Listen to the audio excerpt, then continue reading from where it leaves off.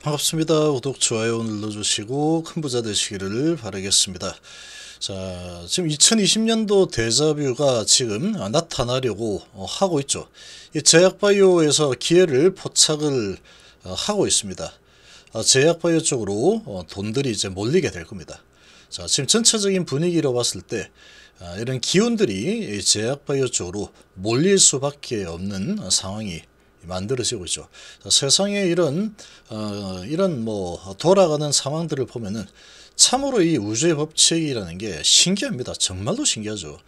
정말로 신기하다.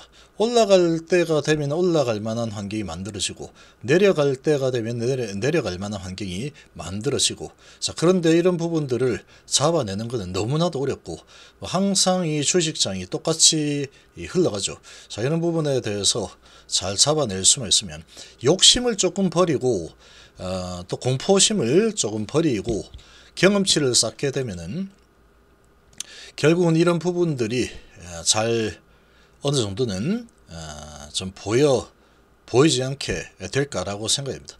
자, 그리고 절제를 좀 잘 하게 되면은 돈들은 계속 이제 붙는 그런 흐름이 나한테도 일어나게 될 겁니다.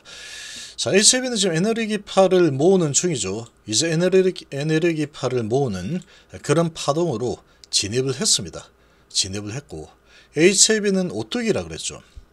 HB에 대해서는 이 엘스보다 더 주가 흐름을 더 잘 예측할 수 있는 사람은 없습니다. 없다라고 보시면 됩니다. 이 세력들이나 진영 회장을 제외하고는 없다. 결국은 이제 HB의 어떤 움직임이 어떻게 흘러갈까, 이런 부분들, 특히나 지금 이 바닥권에서의 이런 포착하는 능력은 이 기온TV를 좀 믿으면 됩니다. 상당히 혼자서 이렇게 버텨내기가 쉽지 않을 겁니다. 정말로 쉽지 않을 거고, 각종 잡념들이 많이 들어올 텐데 잡념 쳐내는 게 정말로 중요합니다. 잡념. 이거 이러면 어쩌지 점점 그런 거 없습니다. 그런 거 투자를 했다라고 생각을 하시고 잡념을 계속 쳐내야 됩니다. 어차피 성공합니다. 이거 어차피 성공하는데 성공하기 전에 몇 번 더 이런 강력한 슈팅이 나오게 됩니다. HB는 그렇게 안 될 수가 없기 때문에 제가 말씀드릴 수 있는 겁니다. HB 박사기 때문에 이런 얘기 할 수 있는 거죠. 아무나 못합니다. 이런 거. 제약바이오로 몰리게 될 텐데 이게 이제 풍선 효과가 될 거예요. 풍선 효과. 어딘가가 뭔가가 갑작스럽게 확 식어버리면 다른 쪽으로 몰리게 되겠죠. 이거 재미없어. 안 되겠다. 야, 돈 좀 빼자. 빼서 이쪽으로 좀 가야 되겠다. 갈 만한 곳이 없다 그러면 모르겠지만 어떠한 모멘텀이 딱 발생을 했다 그러면 돈들은 풍선 효과를 맛보게 될 겁니다.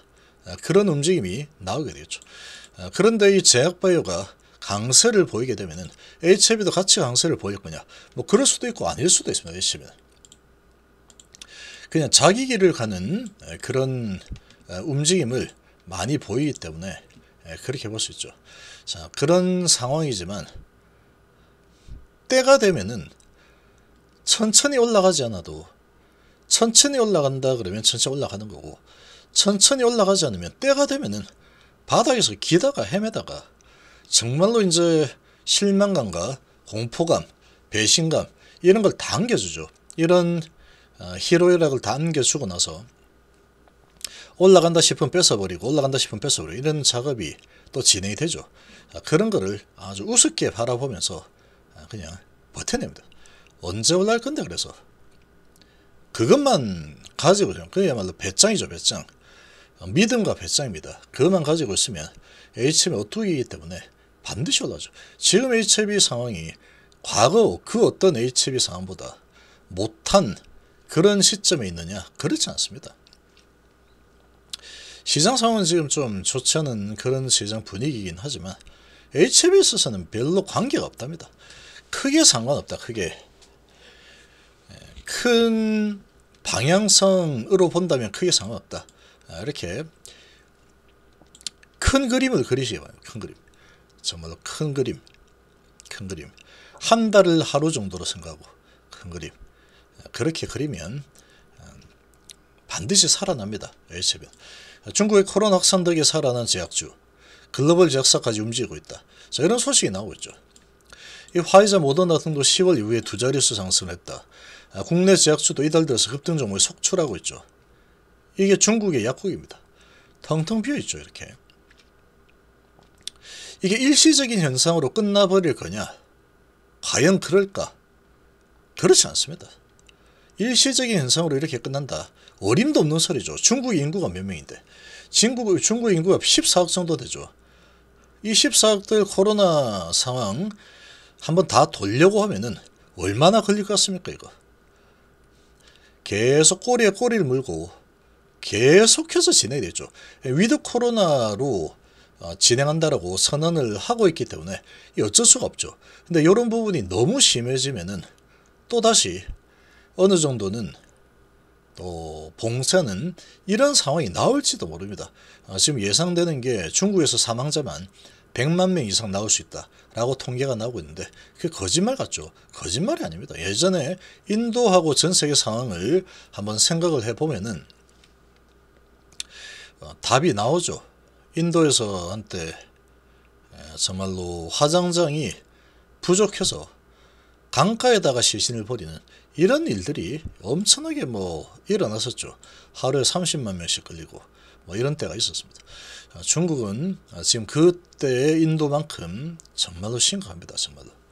중국이 제로 코로나 정책 사실상 포기하고 방역 기조를 대폭 완화하면서 코로나 팬데믹 때 주목받았던 코로나 관련주가 다시 들썩이고 있다. 이게 이제 왜 중요하냐 하면은 상황이 이 엠파이어 스테이트 제조업 지수가 엉망진창으로 나왔죠. 경기가 빠르게 식고 있다라는 겁니다. 제조업, 야 이거 투자 못하겠는데 라는 생각이 들겠습니까? 안 들겠습니까? 이게 지금 딱 하나 바라볼 수 있는 거는 낙폭이 과대하니까 장기 투자의 목적으로 주가 많이 내려왔으니 지금 좀 사놓고 기다리자. 괜찮습니다. 괜찮다. 지금 사놓고 기다리면 언젠가는 이거 풀리겠죠. 금리 인상을 계속 할 것도 아니고 1년 정도 더 한다. 좋아. 나 1년 기다릴 수 있어. 그 투자를 한다 그러면 분명히 수익이 날 겁니다. 주가 워낙에 많이 빠져 있기 때문에. 그러나 이제 인간의 심리라는 게 그렇게 움직이지 않습니다. 빠르게 돈을 벌고 싶어 하죠. 그래서 그런 본성을 거스르면서 투자하는 사람들은 보통 성공을 많이 합니다. 그런 사람들이 잘 없죠. 오래모피 이런 사람들은 입맛을 쩍쩍 다시면서 그래? 그러고 이제 야 지금 현금 얼마 있어? 그러고 있을지 모릅니다. 그런 사람들은 항상 성공을 하죠. 자, 그런데 언제까지 이게 지속이 될지 불확실이 너무 심합니다. 이렇게 불확실이 심하다 그러면 당장의 모멘텀도 없고 불확실성도 심하고 이제 침체가 이제 시작하는 분위기로 급격하게 떨어지고 있죠. 이런 분위기 속에서 누가 쉽게 제조업 쪽에 투자를 하겠습니까? 낙폭이 과대하니까 기술적으로 좀 매수해서 데드캣 바운스 좀 가져가 볼까? 이 정도는 들어올 수 있겠지만 추세적인 상승이 일어나려면 시간이 좀 많이 지연이 되겠죠. 파월 의장의 발언이 좀 좋았다면은 추세적인 반등 이제 시작이다 이렇게 볼 수 있는 상황이었습니다. 이번에 사실 상황이었지만 두 달 연속의 소비자 물가지수 하락 7.32 대 7.1 나왔다. 좋긴 하지만 생산자 지수 물가지수는 좀 올랐어. 서비스 지수 너무 좋아. 이런 상황에서 이제 금리 조금 풀어주면은 물가가 또 가만히 안 있겠죠. 그래? 나를 우습게 봤다 이거지. 알았어. 그리고 이제 이 소비자들이 오케이 금리 이제 곧 있으면은 정점 찍겠구나. 자, 먹고 쓰고 마시자 사자 막 소비해 이렇게 또 움직일 수가 있겠죠. 그런 여지를 주지 않겠다 라고 했기 때문에 그런 부분이 이 제조업들 기술주들 위축을 시킬 수밖에 없습니다. 그러니까 이렇게 되면은 소비자들은 지갑을 이제 닫을 거고 이 제조업 지수 계속 안 좋아지면은 기업들은 투자를 줄일 거고 해고는 늘 거고 이런 악순환이 계속 진행되겠죠. 그러면 이제 투자를 해야 될 이유가 점점 사라지는 상황. 이런 지금 상황에 지금 2020년도에 아주 강력하게 2020년도 이런 분위기였죠. 제조업들 아주 폭락을 했죠. 완전히 수직 하락을 할 때 뭐 현대차를 보시면 2020년도에 완전히 수직 하락을 한번 했었죠. 이때 잘 가다가 코로나 때문에 큰일 났다. 여기 한번 왔죠. 저 올라서다가 코로나 3월달에 이거 생각보다 심한데 하다가 내려가 보면 정말로 이때 정말 끝장나는 것 같은 느낌이 들었죠. 순식간에 이렇게 완전히 폭락이 일어나 버렸죠. 이때 정말 아찔한 순간이었죠. 정말로 이런 순간이 정말로 많이 내렸죠. 정말 어디가 하락인지 모르겠다 싶을 정도로 정말 많이도 내렸습니다.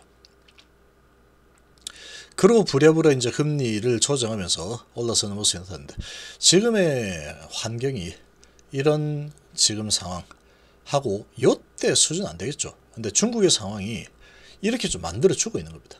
그러니까 이 제조업들은 모멘텀이 좀 사라지는 이런 분위기인데,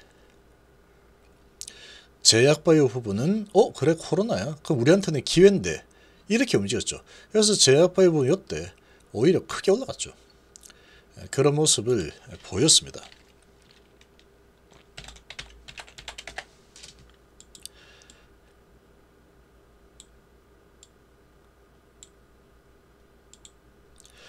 이때 이렇게 보시면 완전히 뭐 듣보잡 회사가 갑자기 그냥 치고 올라서 엄청난 상승을 했죠. 기회가 온 거죠. 이때 이 정도는 안 될 겁니다. 이 정도 안 되겠지만 그래도 이제 다시 어게인 2022 하고 분위기가 비슷하게 좀 돌아가고 있다. 돈들이 제약바이오로 가기는 아니 이 성장주 기술주들로 가기에는 조금 힘든 상황인데 풍선 효과가 나타날 수 있죠. 근데 새롭게 갈 만한 곳이 생겼네 라고 되면 거기서 빠져서 이 제약바이오 쪽으로 돈이 돌 가능성이 커지고 있는 겁니다. 이게 단발성이 될 거냐? 그럴 수도 있겠지만 지금의 중국 분위기로 봐서는 단발성으로 보기보다는 조금 시간이 조금 오래 지속이 될 가능성이 높아 보이죠. 저렇게 14억 명이 코로나 한 번씩 걸리려면은 얼마나 오래 걸리겠습니까? 그렇게 보면은 이 제약바이오 쪽에서는 다시 기회가 제약바이오 쪽으로 찾아오고 있는 이런 분위기라고 보시겠죠. 근데 제약바이오 이렇게 움직여도 HIB 같은 경우에는 당장에 그럼 제약바이오 올라가면 얘도 올라가는 거 아니야? 이런 큰 기대를 할 상황은 아직까지는 아닙니다. 근데 기대를 하지 말아야 할 상황이냐? 그것도 아니죠. 얘는 이제 리보세라닙의 엔덱스 신층이라는 부분이 준비가 되어 있기 때문에 이런 부분이 언제 나올지 모른다라는 겁니다. 근데 제약바이오가 분위기가 좋다 그러면 HIB도 제약바이오니까 근데 낙폭도 엄청나게 크니까 그리고 배당도 하죠. 그러니까 이제 매수세가 단단하게 붙을 수 있다는 겁니다. 여기에서 더 밑으로 크게 내려갈 거다라는 그런 흐름은 나오기가 쉽지 않다. 이것만 알고 있어도 된다.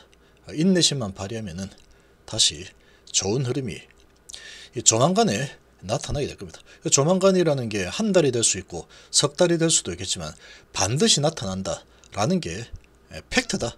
이렇게 보시면 됩니다.